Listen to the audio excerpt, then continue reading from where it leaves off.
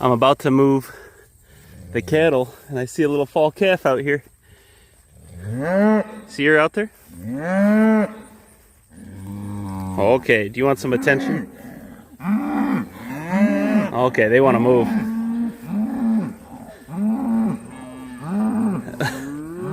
That thing must have just popped out. Yeah, she still got her back end open.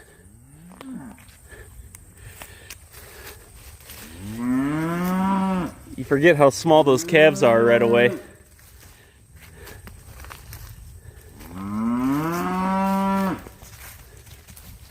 Oh, she's a good mom, licking it off. I was wondering about her.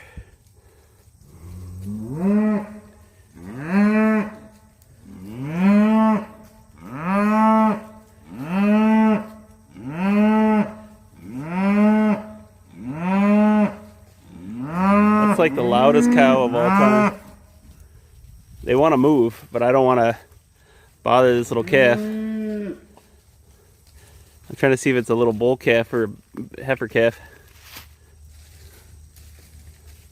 I think that might be a heifer calf. Well, I'm gonna move them. I'm gonna reel it up from that end. Give her some space. We want her to have a lot of space. Okay.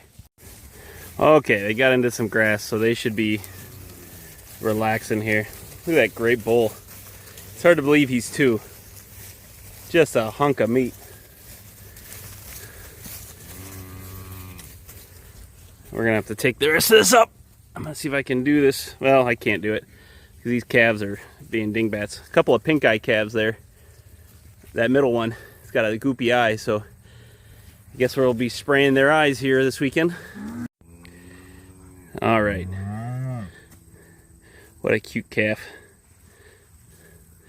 Well licked off so the flies aren't gonna get at her. She hasn't cleaned out yet. I'm gonna try to show you. She hasn't cleaned out yet, but gives me hope then that we're going to get the other couple of calves we need out of these later cows.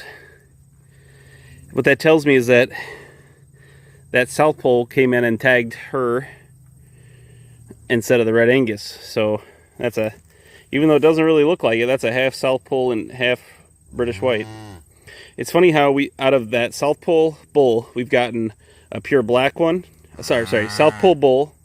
And the British Whites, we've gotten a pure black one, a black and white one, another black and white one, and a red and white one. That South Pole is just kind of a wild card, it seems like. Oh, what a good mama. So we'll leave the back fence open so she can take her time here in the shade. We'll just let them have their time. Oh, good girl. It was nice to see that calf stand up, and I'm going to see if her tits are wet. See if she's nursed yet. Oh yeah, one side's deflated. She's definitely already eaten. Okay, we'll get out of their hair.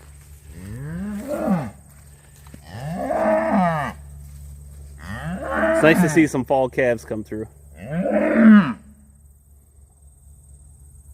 You kind of forget once you're into the fall how tricky it is to move with little cattle. I had to pick him up and carry him. Pick her up and carry her. She was so sleepy laying by the fence line. I even nudged her and she didn't want to go. And so carried her about 20 feet and then she perked up. And now it's nice to finally see her nursing. I know she nursed because she pooped. Or at least I think that's how that works. But it's nice to see her actually nursing and doing her thing. So they have, here, let me zoom back out. I'm giving this cattle broad stretches of grass right now. The grass is maybe only 12 inches tall as we're in the fall.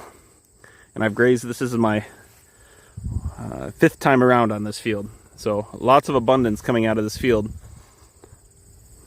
But we're definitely going to be skimming it more than, crushing down on it now.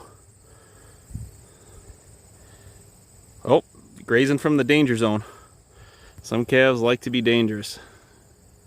They go from the back instead of the side.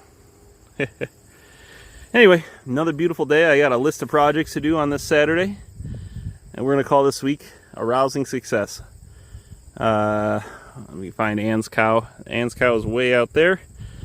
Luckily she's tame. I'm going to throw a halter on her and load her into the trailer, and she's going home because she is... Oh, wait, that's not Ann's cow. I can't tell. She's out there somewhere. Anyway, she's going on the trailer to go home because she's going to have her calf. She's starting to bag up. And we'll just carry on. I should show you. This is the new field we planted. You can tell I didn't get a clean mix of everything because I got lots of kale coming in these strips. But look at all this. This is just planted. Some of the neighbors thought the kale looked funny, and it does because, you know, some of it's bolted. But that's going to do great things. So we have all kinds of grasses, like 8 or 9 kinds of grasses, different clovers, alfalfas, kales. There's even some oats regrowing, if you can see that. It's kind of neat. So we're going to hit this once this year, I think. Just this field. We have more over there, and then obviously that whole 80 over there, but I think we're going to come in here and graze this one. Yeah, definitely a little uneven, but in the end, nature will even itself out over the next couple of years, and it'll turn into what it wants to turn into. Boy, do you think they're going to get fat on this year? Goodness. Yeah, that's got to be over. Some of this grass is up to my knee in the fall, which is amazing. Anyway, have a good week. I brought Ann's milk cow over to the sheep farm. You can see the sheep are in the woods right now. She's like a, I don't know, like a new kid at school or something. She wouldn't go out and see the sheep until I walked out there with her, and I thought she was going to stay, and she ended up following me back. Like all of a sudden, not so sure. But she'll calm down. She'll get into the rhythm. And we're going to be glad to have her here before the calf is born. And then we'll have to sort out a few things. Yep. So she walked out of the field with the cattle like a dog. Like I just had a dog leash with that pink halter thing that Ann has. But boy, she would not load. She did not want to get into that trailer. But then she walked out into the field like at the sheep farm like it was nothing. She'll calm down. I just pulled her out of the hierarchy of her herd, and she's just got to chill out and itch herself on my shooting table, I guess. All right.